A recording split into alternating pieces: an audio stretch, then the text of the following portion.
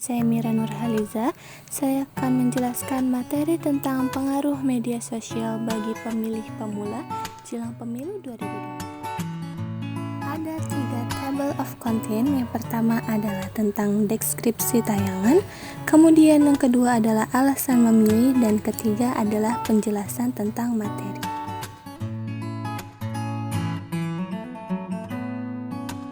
Metro TV bertujuan untuk menyebarkan berita dan informasi ke seluruh pelosok Indonesia. Selain bermuatan berita, Metro TV juga menayangkan beragam program informasi mengenai kemajuan teknologi, kesehatan, pengetahuan umum, seni dan budaya guna mencerdaskan bangsa. Dalam channel YouTube-nya sendiri, rutin menginformasikan tentang berita terkini sehingga masyarakat bisa update tentang berita yang sedang hangat dibicarakan, baik secara teknologi, kesehatan, pendidikan, bahkan politik yang menjadi judul utama dari presentasi yang saya buat kali ini.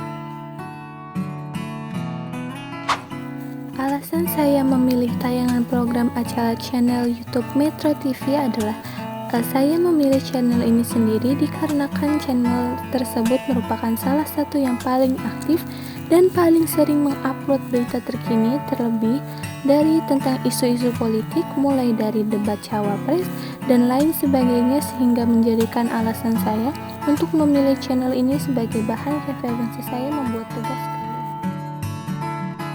Kita masuk pada penjelasan materi. Indonesia merupakan negara demokrasi yang menjunjung tinggi kebebasan hak asasi manusia dan juga dalam mengemukakan pendapat di muka umum. Dalam negara demokrasi inilah, pemilihan umum atau pemilu masih dianggap sebagai bentuk partisipasi masyarakat yang bentuknya paling konkret dalam penyelenggaraan pemerintahan. Salah satunya yaitu bentuk partisipasi politik melalui media sosial yang banyak digunakan oleh kalangan remaja yang dapat dikatakan sebagai anak muda atau generasi milenial dan generasi Z. Di era digital ini, pemilih muda seperti pelajar tidak lepas dalam menggunakan media sosial, mulai dari WhatsApp, YouTube, Instagram, dan media sosial lainnya pada kehidupan sehari-hari. Baik itu untuk urusan pribadi, pendidikan, maupun untuk mencari referensi politik. Keberadaan media sosial juga memungkinkan siapa saja untuk melontarkan pendapatnya.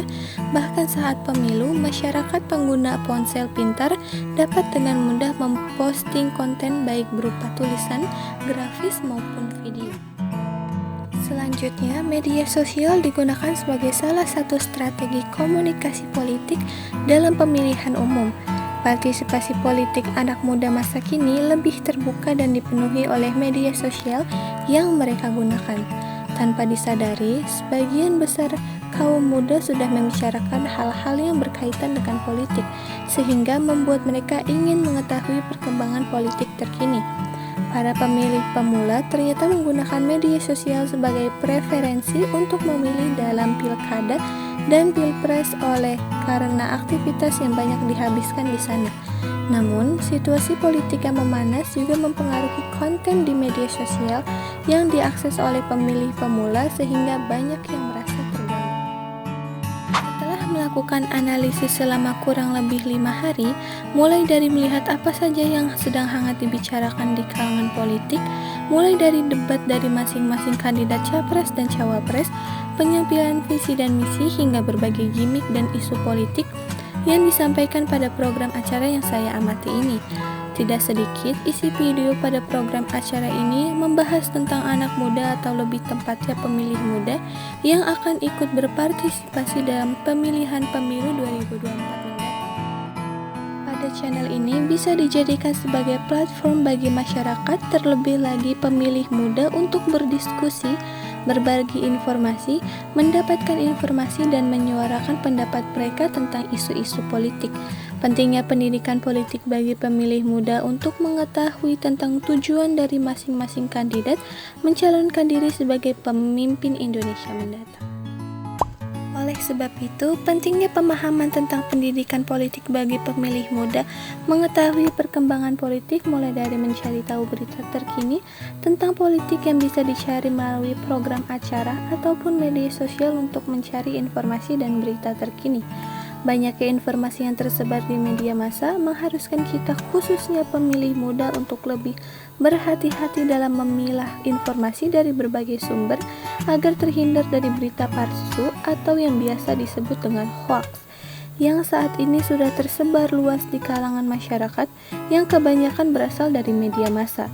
Gunakan media massa dengan baik dan benar, pintar memilih informasi dari sumber yang terpercaya, dan tidak asal memilih berita agar menjadi warga negara yang pintar dalam menggunakan media massa. Sekian presentasi dari saya. Terima kasih semuanya.